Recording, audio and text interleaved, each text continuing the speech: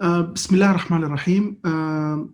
Thank you all for attending our session today for the Research Academy. موضوع اليوم راح يكون على research ethics and the proposal preparation. The topic is actually quite condensed and it's one of the very important topic in research. Probably واحدة من الأشياء الادvancement اللي حصلت في الميديسن is actually this part, because it actually showed the birth of evidence-based practice because of the research ethics development. طيب في البداية we have to understand that the clinical education based on usually knowledge acquisition by reading, by knowledge retention. So you read more, you gain more knowledge. But that's not good enough only. You have to have some sort of clinical attachment or clerkship or apprenticeship, what we call it before. And the apprenticeship is a very, very powerful tool. And usually it is by observation, by supervision, coaching, and mentorship, you'll become very skillful. The traditional medicine relied on the knowledge and apprenticeship only. Until recently, the critical thinking was actually introduced. And the critical thinking became a very important part of clinical education. So it's not only knowledge and apprenticeship, it is also critical thinking as well. All of them, they'll make the triad for clinical education. And the clinical thinking here will happen through discussion, through reasoning. This is all will be lead to the clinical education as we hope to. And the critical thinking is the essence for the evidence-based medicine or evidence-based practice. So when we face a clinical scenario, according usual management of the patient or the decision for the patient, it depends on our individual experience and also the best evidence in the literature, all coupled with patient values and beliefs. All those triad will lead to actually guide the patient through the decision, not taking the decision for the patient himself, actually deciding with the patient what is the best course of treatment or what is the best clinical decision that we can reach into. So the clinical decision per se is not as simple as you think. It has a scientific part and also it has an ethical part. And the ethical reasoning for the clinical decision is as important as scientific reasoning. And the ethical part is actually a part of the clinical decision. And it's important that when we reach to a decision, that we should agree on the reasons for the ethical aspect as well as the scientific aspect. So the decision over here, when we reach to it, it should be explicit, transparent, and as well as justifiable. And so both the scientific and the ethical part should be entwined together or within our decision as well. The thing is about the scientific aspect of the decision, if there is an uncertainty about it, and two physicians actually disagree on it, usually we can apply evidence-based practice, see what is the scientific basis for our decision, and we can reach into a conclusion for the scientific part. However, unfortunately, it is not the same thing for the ethical aspect. If two physicians disagree on the mortality of, for example, an abortion, there is actually no amount of factorial evidence will necessarily resolve this kind of disagreement, because the discussion is over moral values, not empirical facts, which lead to skepticism, unfortunately, about the ethics. So it raises the thing, which is the next step. So what is ethics? What do we know about ethics? What do we mean by ethics? So ethics is a mixture of perceived tradition and personal opinion. And it's provision of social values, which dictate which dictate for us our action actually. And you have to understand that ethics, because of subjectivity, it's not an objective fact, so it's mere opinion. So your opinion is good as my opinion. And we beg to differ, but it doesn't actually end that discussion in this simple way.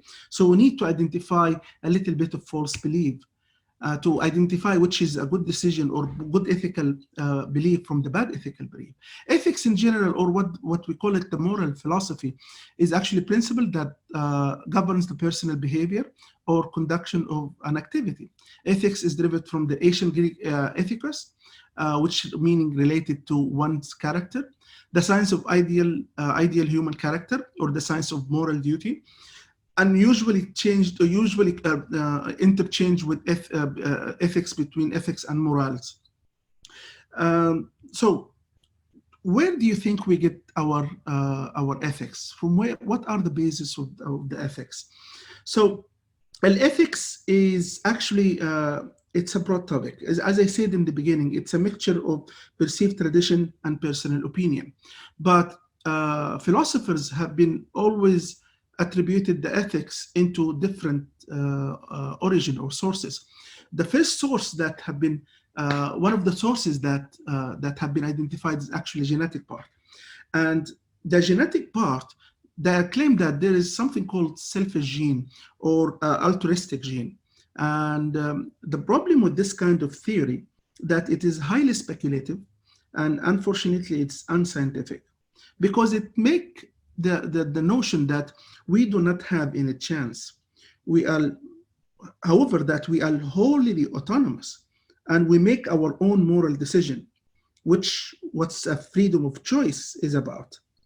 So the genetic part, there is a concept, there is people that believe that genetics play a major role in the ethics, in the moral, individual moral ethics of a person.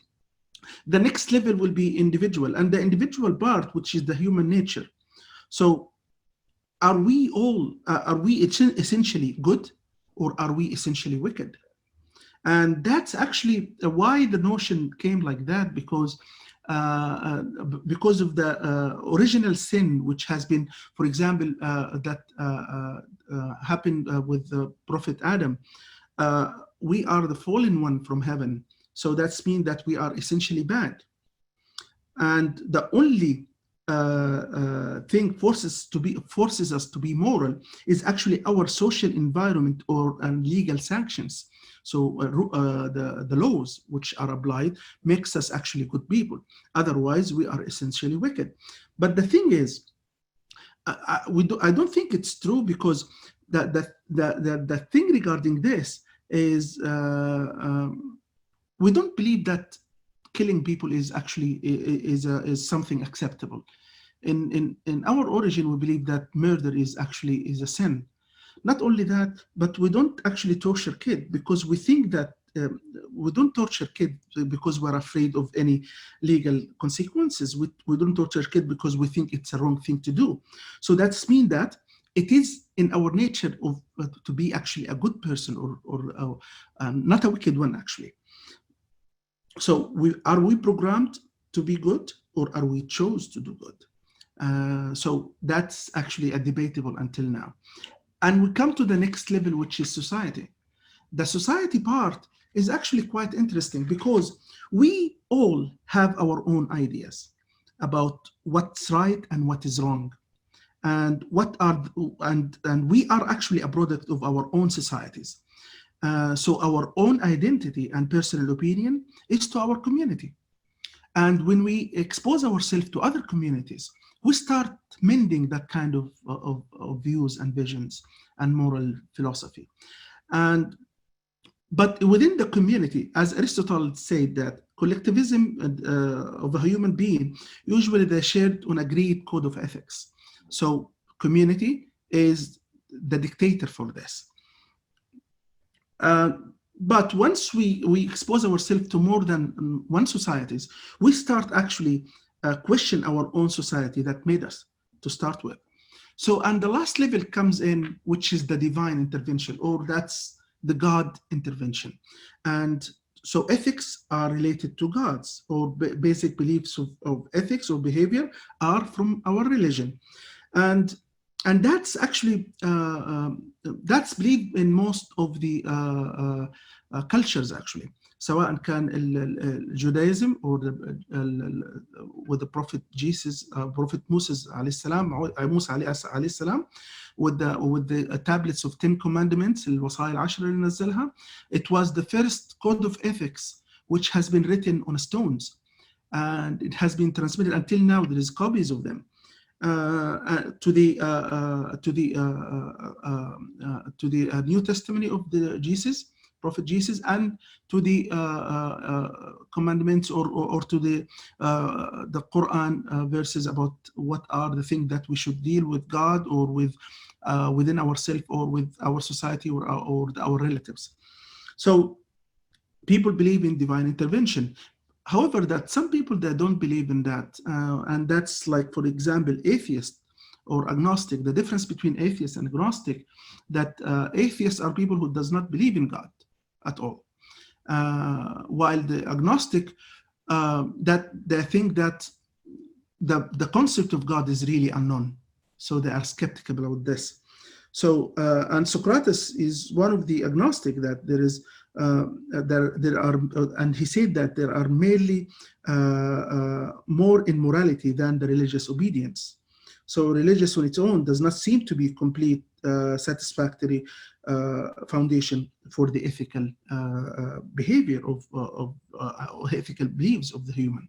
So, and those all are concepts and theories behind the origin of ethics, starting from the communitarians who believes in community, and I think that individual ethics are derivative, and the people who believes in individualists who believe that that the community should serve the people, or not the people serve the community. So we'll go back to the era before the advancement of the ethics, which probably before 100 years ago almost. Before that, there are so many documentation of preach of ethics have been conducted by a very famous physician, starting by Dr. Robert. He's a very famous neuroscientist, and he introduced or inserted electrodes into a hole in a skull of a patient called Mary.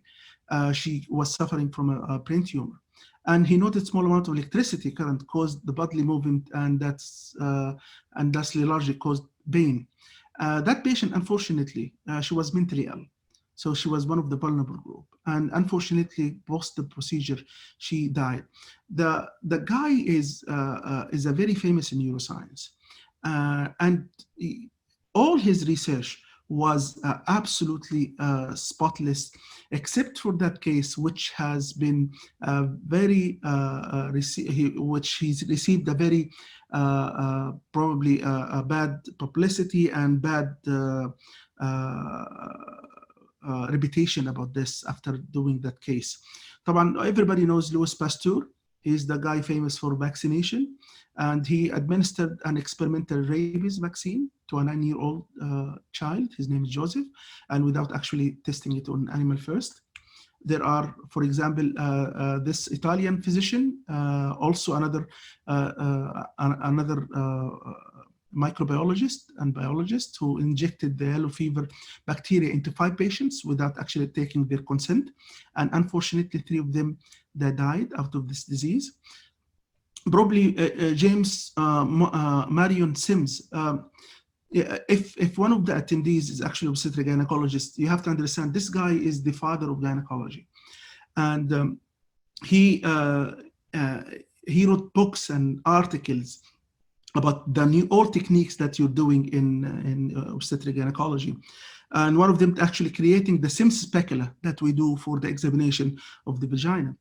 That guy actually that he uses a black enslaved woman to perform experimentation on them, and unfortunately he did not even use a general anesthesia when he did that, or a little bit of anesthesia, and most of his subject actually, because of his intervention, died actually during the procedure. And somebody even wrote about him that Sims was described as the prime example of progress in the medical profession made at the expense of a vulnerable population, unfortunately. He used to have a statue for him, and it was actually removed in few years ago because of the exposure of his racism and unethical behavior.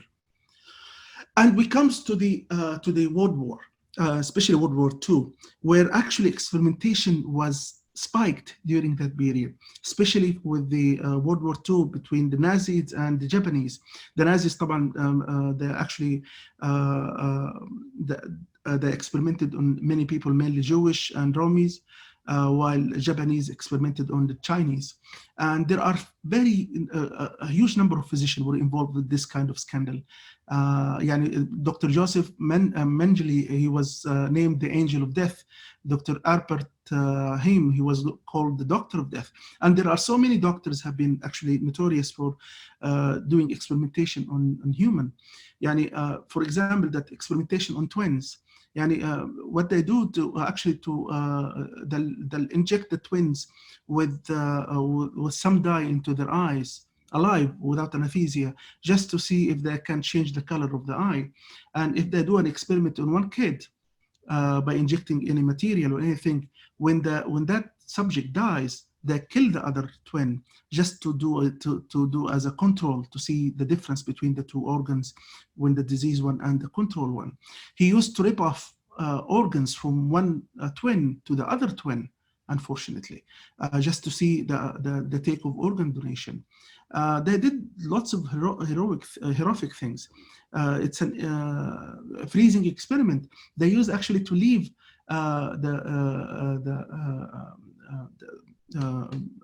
the subjects or human naked in the snow to see, and in a freezing temperature until they freeze, and then they reward them into a boiled water just to see how can it react, just to see a method of treatment for hypothermia.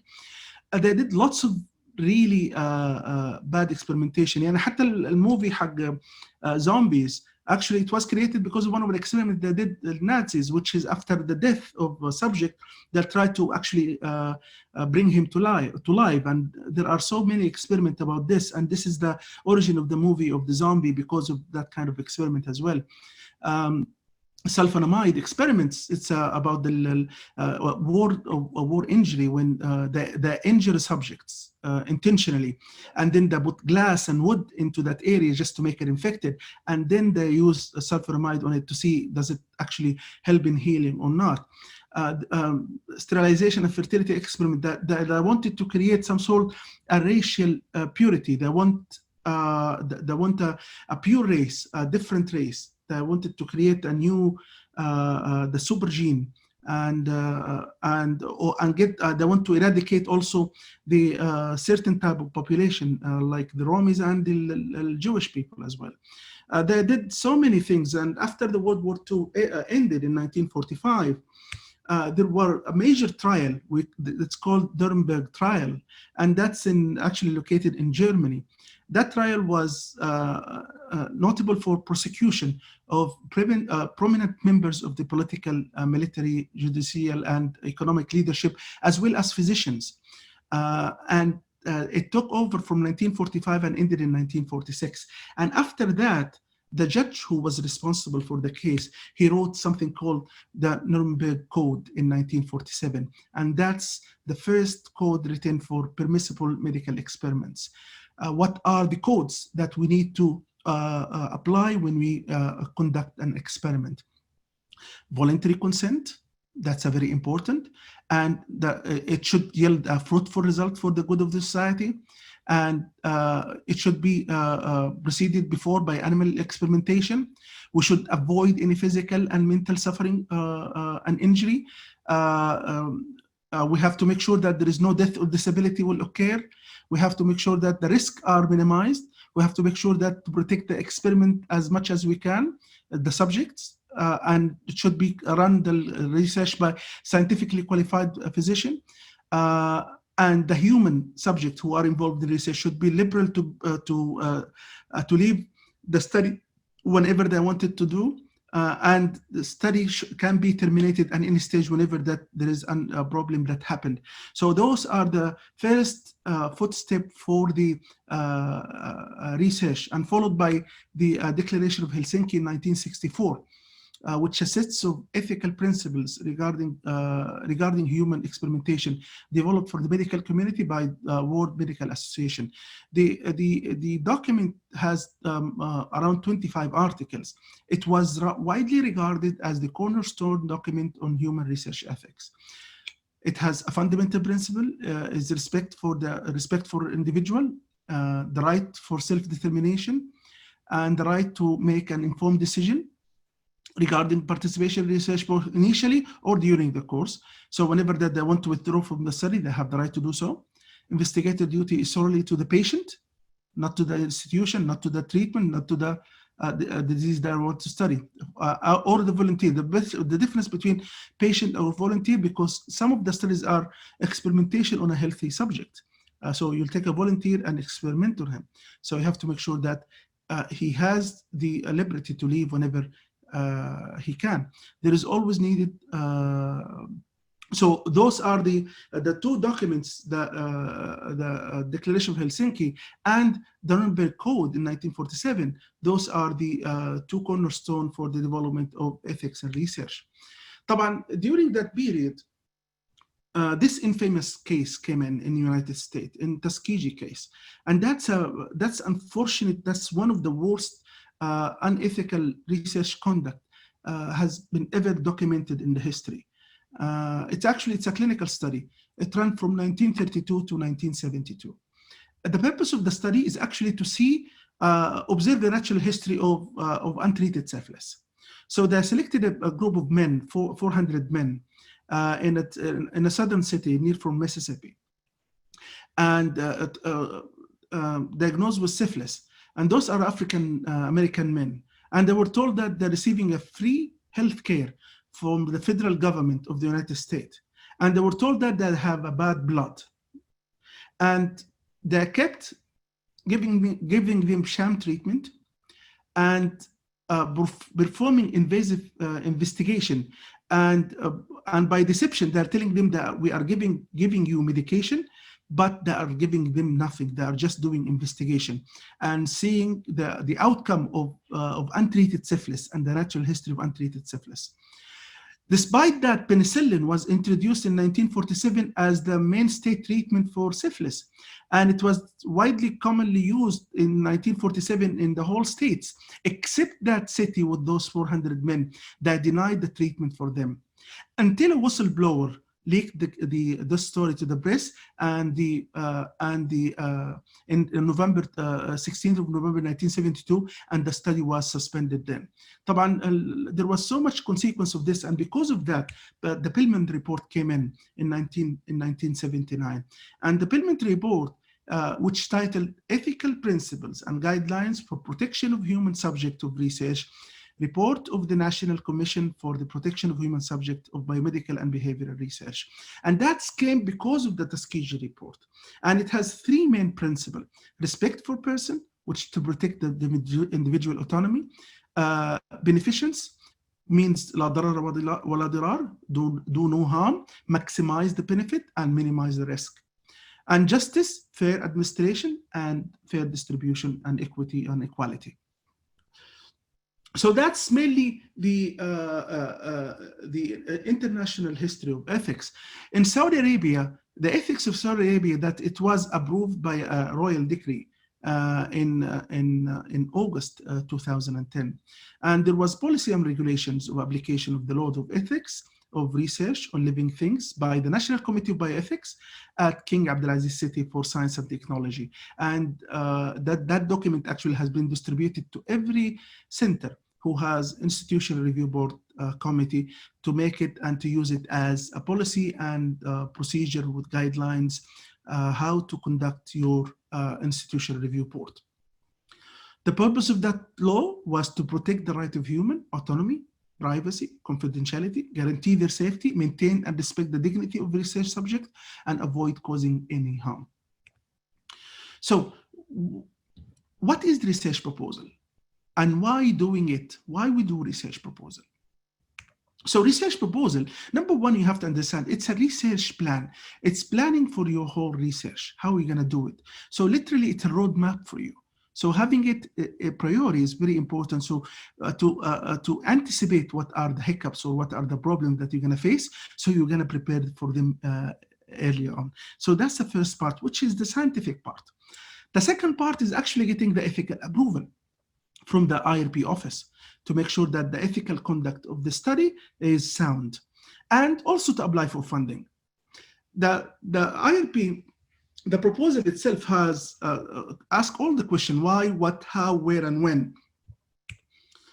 So when you apply, when you prepare your proposal and you submit it to the research office, it goes through two processes. The first process is called the scientific review. Well, they'll review the scientific aspect of your research. And once they confirm that it is scientifically valid, then it goes to the second process, which is the ethical review, or the institutional ethical review. And that's to make sure that the ethical concept or the ethical aspect of your research proposal is valid as well, and sound. So once it confirmed that scientifically and ethically, then what they'll do, they'll issue for you institutional review board approval. So the proposal form usually have every proposal form, almost, there is a variation of a proposal form with Bean Center, but literally they have the same outlines. You'll have the title. What is the title of your project?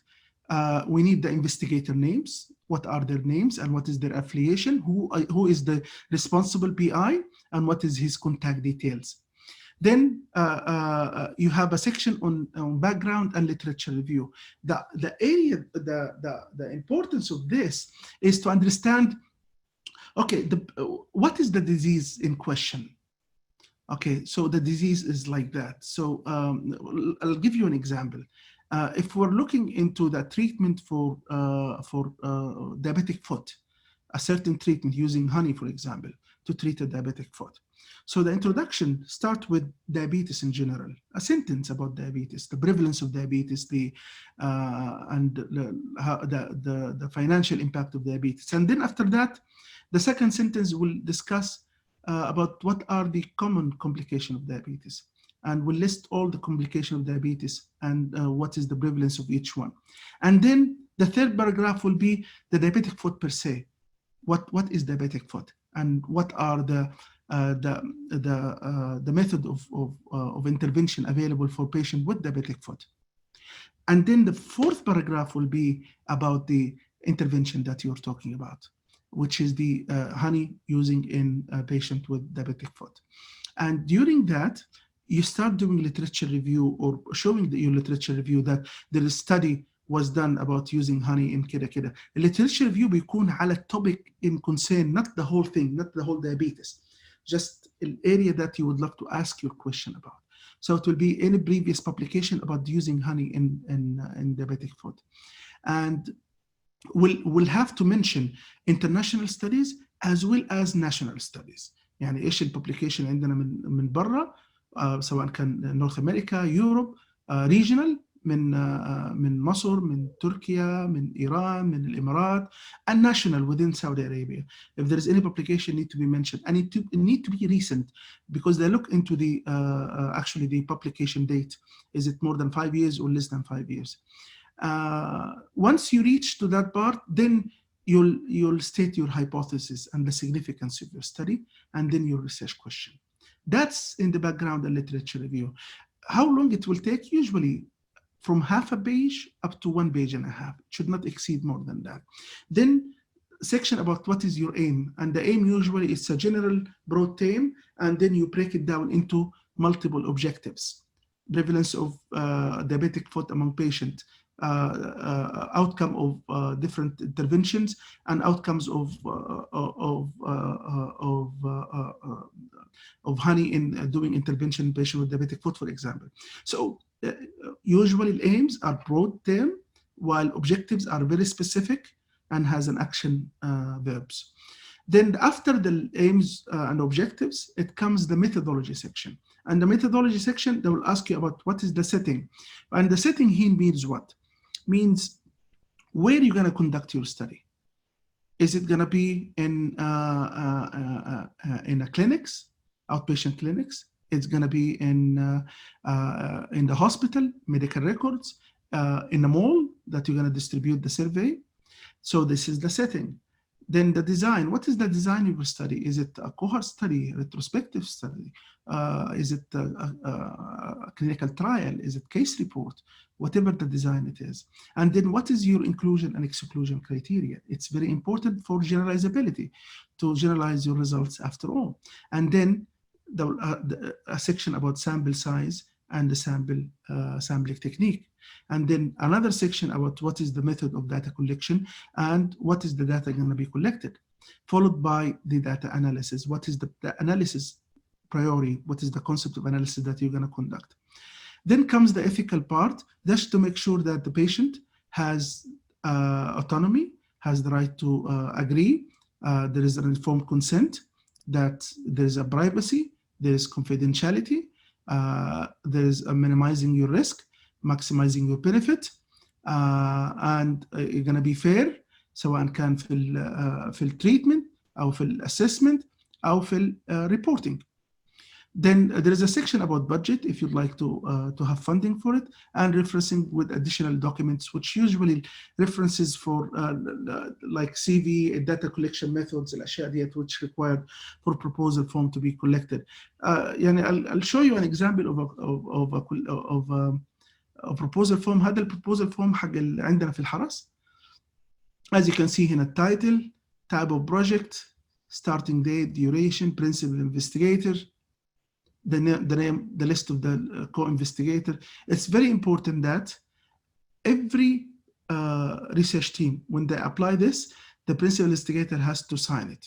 Why? Because it is a legal document. Okay, so it's a legal abiding document that we have to make sure that it is signed by a physician. So don't take it lightly that if the proposal was not approved because there was no signature. And you can see here, this is the background, and usually they'll describe to you literature review, previous studies on the subject, justification of the study, setting of the problem, public health importance, then aim of the study, specific objective of the study,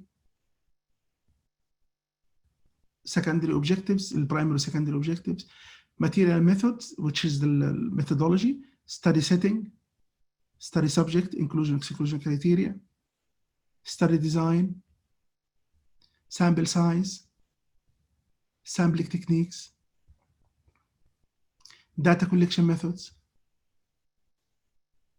data management and analysis plan, references over here, then ethical consideration, funding, and the research plan as well will be stated over here. Okay, so this is an example of a proposal form which we use in National Guard Hospital. So what do we mean by the word IRB?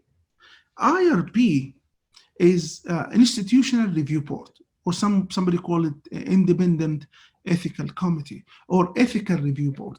And by the way, you have to understand, it is not permissible for any institute to conduct any research on a living creature unless it has reviewed by a registered local research ethics committee. So no research should be conducted without a committee approval. And that's a research committee approval. They have they can get you grant you a permission to conduct, and they can monitor the adherence of the research ethics in accordance to the laws and regulation of the National Committee of Bioethics.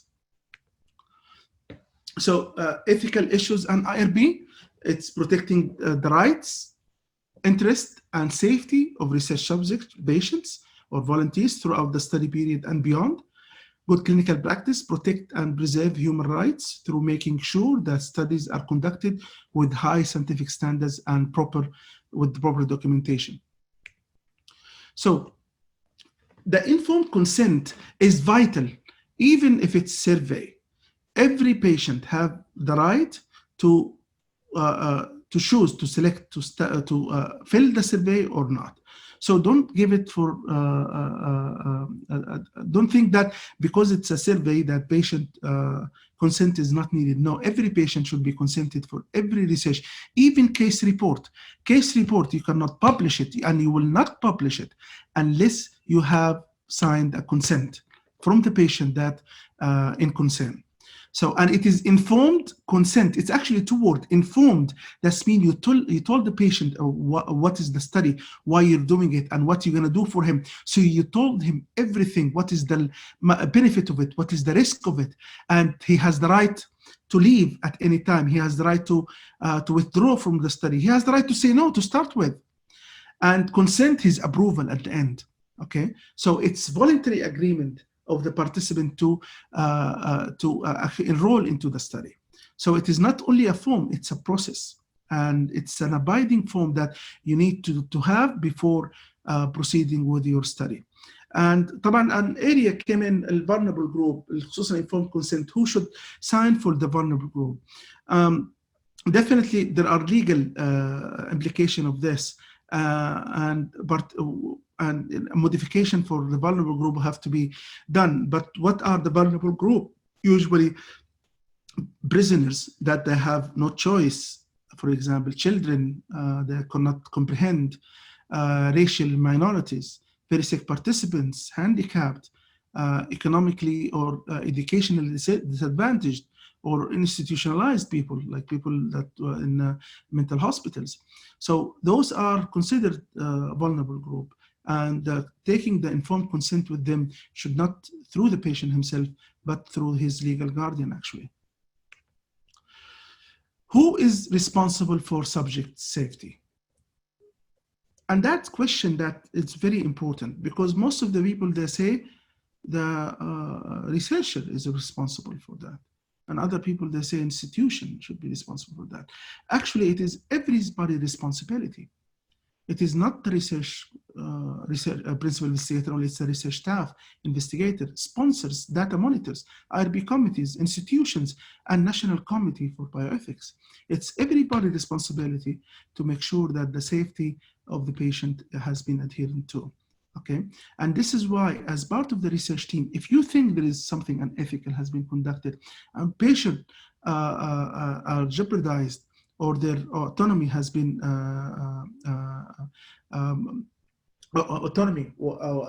has been stripped out of them, or there is any risk for the patient, you should report that. You will and you should report that. So which research requires ethical approval? And that's a very common question, actually.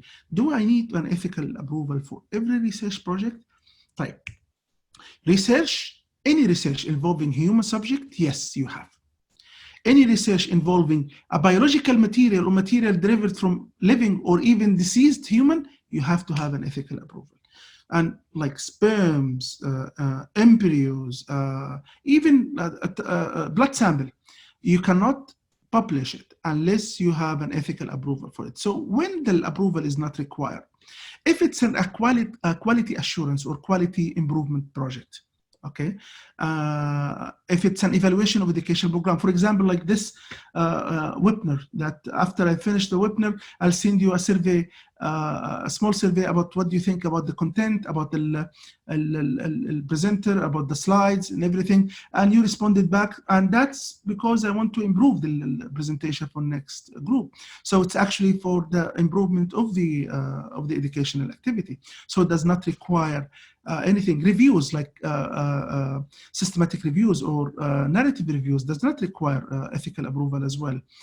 And surprisingly also outbreak investigation. When there is an outbreak, new outbreak in the community, you don't need an IRB approval to start with, just to investigate for the outbreak. If your intention is to find a solution or to report something, but if your intention is actually to publish it, then no, you should have an IRB approval.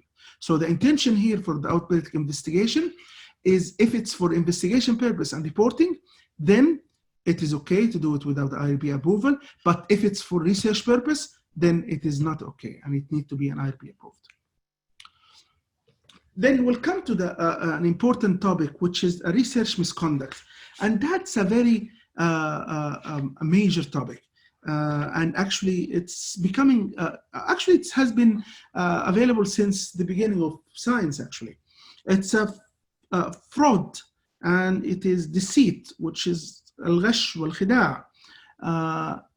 But there is a huge definition of research misconduct. This is, the whole page is the definition of research misconduct. It's a fabrication, falsification, plagiarism, or deception in proposing, carrying out, or reporting result of research, or deliberate, dangerous, or negligent deviation from the accepted practices in carrying out research. And he goes on and on. It includes failure to follow established protocol or to adhere. So he is listing what is misconduct, all different forms of misconduct. And that's actually, it's actually quite common. A survey was carried out, I think in 2005, regarding the prevalence of research misconduct. And I'm talking here about the major three, and we're going to talk about those. And I found that 1.5% admitted that they falsify their research data. Okay, and that's a huge thing. And if we go into other form like plagiarism, the rate is even higher. Okay, so why we see lots of research misconduct, especially nowadays? Because there is a notion called publish or perish. So there is a pressure for publication. اوكي سواء كان في الترينيز اللي دوم متخرجين من كليه الطب ولا في الريزيدنس during residency program or the consultant when he wants to be promoted to assistant or associate or full professor, and for the full professor to get more publications, so he'll be the Dean College of Medicine or whatever that he was trying to get promoted. Or somebody is really enthusiastic about his idea and he wants to prove it by any means. And that's happened. Like for example, في study سواها a guy that regarding the vaccination and an autistic disorder. And that study that he believed in that, but he also had an influence, financial gain from one company because there was a legal battle regarding this, and he actually falsified the information of that study, and he published a major study, was published actually in Lancet, in a large, in a major journal, that the correlation between the vaccination and autistic disorder. And then later on, they found that this study was actually fabricated. Okay, and he has to retract it, and they found several articles have been published for almost 8 or 10 years until they have proven that his article was actually not a true article. Financial gain, and unfortunately that you publish because you know that medication will sell, like for example vaccination that created right now, this kind of publication and the effectiveness of the vaccination for the COVID-19 now, it actually gonna hit the fan for the income of the company which created the vaccine. Hope for fame and blind ambition, and unfortunately there are people that he wanted to be on the center of attention for everything and the outbreaks, despite that even if it's actually not true. And this is very common in third world country where lax implementation of ethical conduct or ethical policies, which will make people actually do whatever they want. And this is why some of the company, when they introduce a new medication, they try it in Africa first, because there is lax implementation of ethical policies over there. So they'll pass it very easily. And if there is any side effect, that's okay. That will not be reported. So that's another way of actually, you can see research misconduct. So research misconduct, we have fabrication, falsification, and plagiarism. What's fabrication? Fabrication is an intentional mispresentation of research results by making up the data. So the data is made up. So there is no patience. All data has been invented by itself. So there is no study. So that's a fabrication. Everything is fabricated. Falsification is actually manipulation. So there was a data, there was a study, there was a research design, and data collected, but they manipulated the data, either the equipment, the material, the processes, the data itself. So the results of the research is actually not accurately representing the research record. Okay, so that's another form of research misconduct. And plagiarism, and we're going to talk about that in a minute now. So those are the three main forms of misconduct. But there are other things considered misconduct, like fail to get an ethical consent. So if you publish an article and unfortunately that you did not have an IOP approval, that's a research misconduct. Or if you publish a case report and you did not consent the patient for it, patient did not receive a consent, that's actually research misconduct. If you actually did not declare that the data is missing or there are missing data and you manipulated your data, that's actually research misconduct. If you withhold some results because of the funding agent, because you know that it's gonna jeopardize or it will affect the funding agent, that's a research misconduct. Not reporting side effects, like the Vioxx, for example. Vioxx is non-steroidal anti-inflammatory medication, which has been introduced in the market. And the third phase 2 and phase 3 trial did not report the side effect, which is death because of that medication. And after mounting evidence of patients who used Vioxx, after 3 years in the market, they found that it is the main cause for death for many people that used Vioxx. And then the medication was actually removed from the market. Omitting outliers and not declaring it is research conduct. Not disclosing the conflict of interest, that you are actually work in certain company and your research could influence sale of that company. Okay, so that's actually research misconduct. So what about plagiarism? And plagiarism here is a major topic. What do we mean by plagiarism? Okay, plagiarism اللي هو ايش؟ اللي هو انتحال الملكية الفكرية. انتحال الملكية الفكرية. That's what plagiarism is. So plagiarism is copying another work or borrowing someone else's original idea. Okay. So plagiarism is stealing actually. It's a fraudulent act of taking credit for a written or creative work of others. So you did not try that. It's not your idea, it's not your written word, but you stole it and نسبتها لنفسك. And you said that you are the one who is the source of this information. Plagiarism is to steal and pass off, to use another production without crediting the source, to commit literally theft, to present a new original idea, to present as a new an original an idea or product that derived from another existing source, unfortunately. So we'll go to that section which I told you that I need contribution from you guys.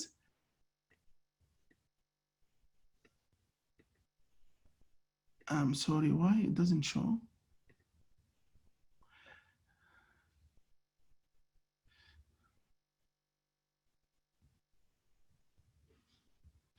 طيب, let's review this.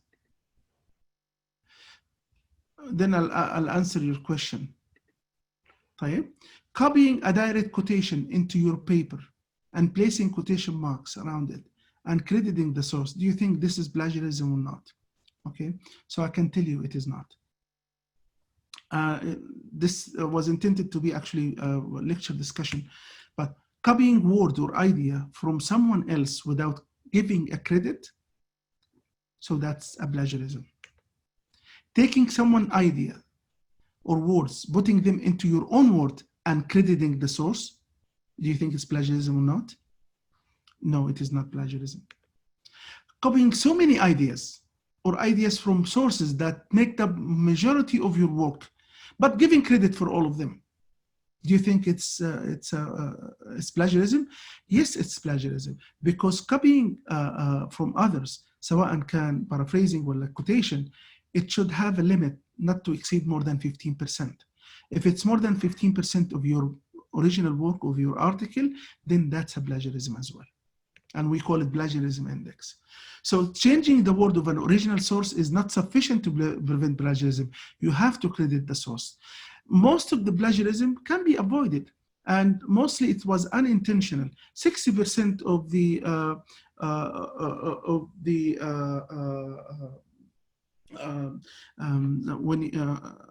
when actually for the undergrad student, and we give them assignment, 60% of the assignments, the plagiarism is actually documented on those 60%, and that's a North American reporting in Canada.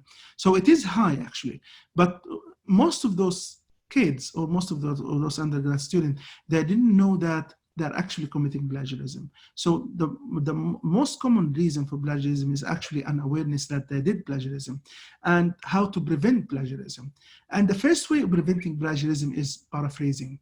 So you paraphrase by actually reading the text, and after reading the text and understand it, you write it on your own word.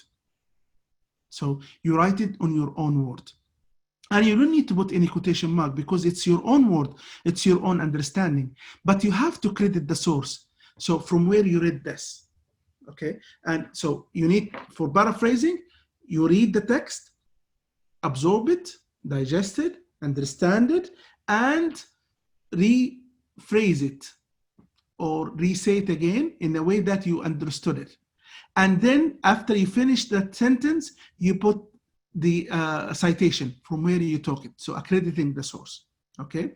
And that's one way of actually preventing plagiarism. The other way is by quotation. So if an important thing that you cannot actually paraphrase it, you needed to take it as it is, then put it between quotation marks and credit the source as well. For example, here, when you put like that, leprosy was eradicated in the West by the end of medieval times. So, and between brackets, by assay with et al. So between brackets, that's mean it is not your own word, it is somebody's word, and you used it. And that's means by quotation, that's mean it is not your own word, and the guy who said that is assay with et al. So paraphrasing, quotation. So do we need to paraphrase and quote everything? No. Common knowledge does not require citation, does not require paraphrasing, does not require quotation.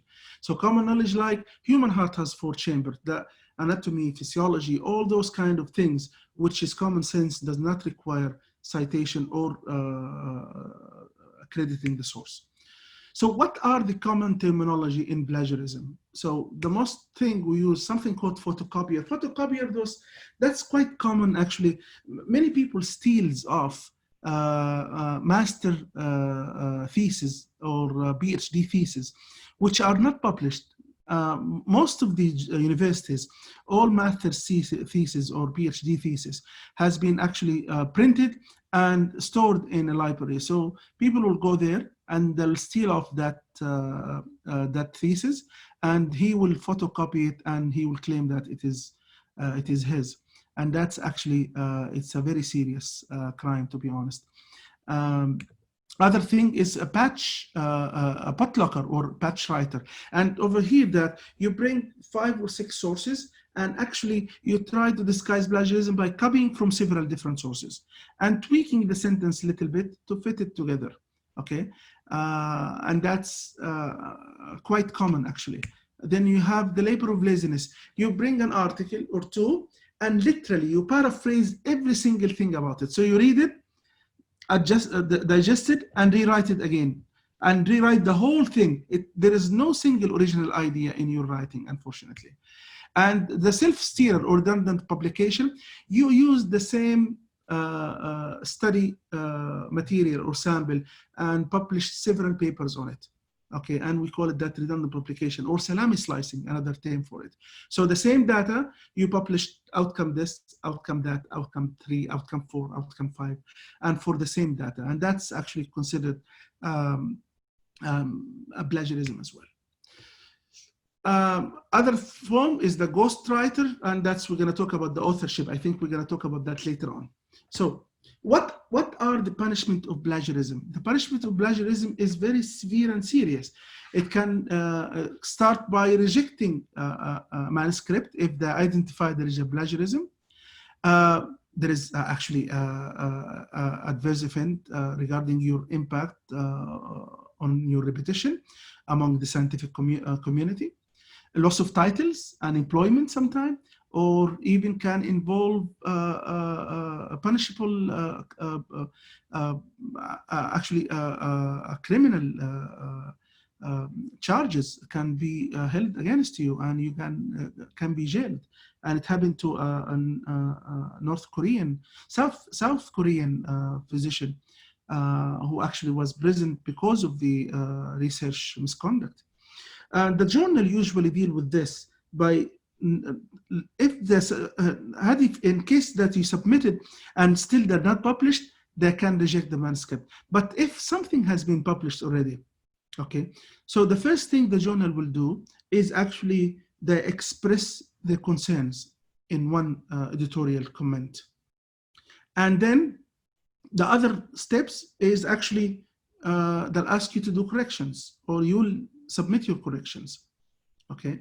The third thing, they will ask you to retract the article. So that's the three things that the journal usually can address this issue. So who should be an author for your article? How can we know which one should be an author? Type. For example, this scenario, a grad student who interviewed some of the subject and who wrote and validated several of the questions should be an author? Okay, I can tell you yes, and we'll discuss it wider later on. What about grad student who interviewed all the subject and that's the only thing he did? No, he should not be an author. He's just a data collector, okay?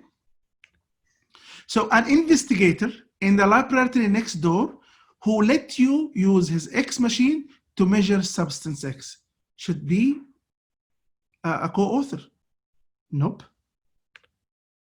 An investigator who helped you develop a new method of measuring substance Y. Okay, so the concept here he created with you. So yes, he should be an author. Statistical analysis who performed your data analysis. Okay, so you have your data and you went to statistician. Kindly please, I want you to do chi-square test for this factor with this outcome, and I want you to do a regression analysis for this, including that and that and that. So it was not a consultation. You just told him what to do, and he did the job for you, and you paid him the money. So you don't need to list him as an author. But if he did anything contributing to your research, then you should acknowledge him. But analysts who recommended several alternative way of doing analysis, so actually he did not only do the analysis, he suggested and manipulated the analysis or result for you, then that should be an author. Senior colleague who read the manuscript and rewrote paragraph or two. Okay, so he wrote a paragraph or two, he should be an author. While senior colleague who read the manuscript and just found a new typo and he corrected that, does not qualify him to be an author. I know that's an issue, and I know that we're facing this you're facing this as a junior against your senior physician, but he does not deserve to be an author.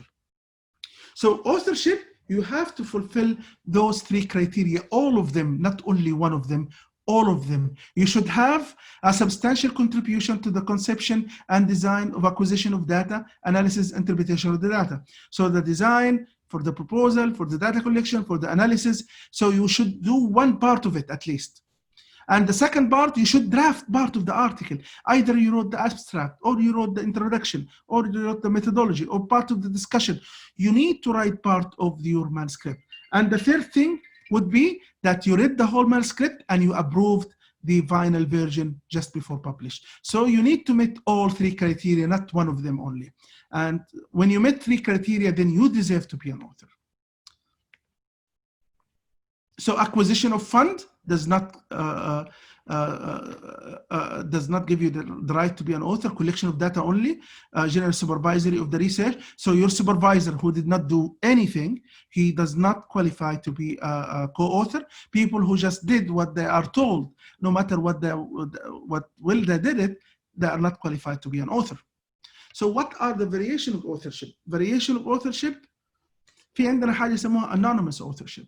وهذا عادة يكون واحد خايف على نفسه من إنه يحصل له any legal implications for a controversial topic. So he'll publish his paper without listing his name, like student test, for example. Ghost authorship. الghost authorship ده عبارة عن إيش؟ عبارة عن شخص شغال عندك، ممكن يكون research assistant, that he actually did everything. he wrote the proposal, he did the data collection, he did the analysis, he wrote the manuscript. But when you published, he published your name, but he doesn't put his name. And that's a ghost author. Okay, so he did everything, but he was not listed as an author. And he put somebody else as an author. ودحين ده في company كتير بتسوي الحكاية ديت, which is again research misconduct. يعني there are companies in India, in Egypt, everywhere now that they'll ask you, what is the study? هات لنا الداتا, احنا will do the analysis, we'll do everything for you. ولا حتى يجي يقول لك انا ابغى اسوي ستدي على كده, هم يسووا لك الستدي ويدوا لك الببليكيشن later on. It will cost you between 5,000 6,000 ريال. And unfortunately that's a research misconduct. Guest author عبارة عن ايش؟ عبارة عن somebody that invited to be an author with you in your research, that he didn't do nothing, but the only thing that he has a name. And that name, that when it is submitted to a journal and they find his name on an article, and they'll say, okay, that's an important authority on that issue. So they'll publish it. The reviewer will say, okay, we approve it. And this is why the peer review process nowadays is anonymous. No names will be listed to actually beat up this guest authorship things. Ghostwritership is what? You did your data, you designed the study, you did the data collection, you did the analysis, and everything was done. But you are deficient in writing your paper. So what you did, you sent everything to a company to write for you, and they wrote the whole thing for you. Okay, but you did not acknowledge them. You paid them money and you didn't acknowledge them, and you published your paper as you did the writing. You shouldn't. This is a misconduct as well. Yes, there are companies doing that, but if you are doing that, acknowledge that in the acknowledgement section that the manuscript was prepared and kira by company kira, and we thank them for that. But not doing so is considered research misconduct. And this is why journal nowadays, they actually ask for their contributorship. They'll tell you, okay, we have 6 co-authors or 8 co-authors. Which one did what? They'll ask you. First author did what exactly? They'll ask you. Then you have, so they'll tell you, list the contribution for each author. Author رقم 1 did the idea of the research. He wrote the introduction and he reviewed the article, approved it. The author number 2, he did the proposal preparation, he did the analysis, and he wrote the analysis part. So you have to tell the journal each author did what. I'll guarantee that who is the one responsible to communicate, like a corresponding author, responsible for the authenticity of your research. Okay. So the authorship list, and that's a very important topic because I know many of you guys facing this issue, but it is your right. It is your right to ask for the order of the authorship. If you did most of the work, then you deserve to be the first author, even if your supervisor said something different. Okay, so because the first author is the one who contributed the most to the research, سواء كان acquisition of the data or writing the manuscript, and so all the steps. So who did the most, he should be the first author, and the least will be at the end. Okay, so if 2 of them that contributed equally to the research project, then what should we do? Then alphabetically we'll put the names, the first author and the second author, not the whole of the team, just if the 2 only that actually contributed equally. And then we'll put a footnote down in the bottom of the article saying that first and the second author contributed equally to the this research project.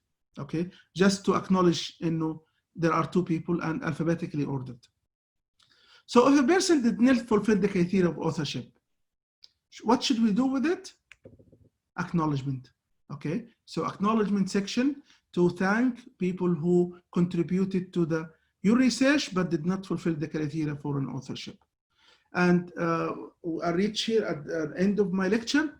طبعا I'm sorry that I went a little bit over time. The topic is huge and I tried to summarize it as much as I can.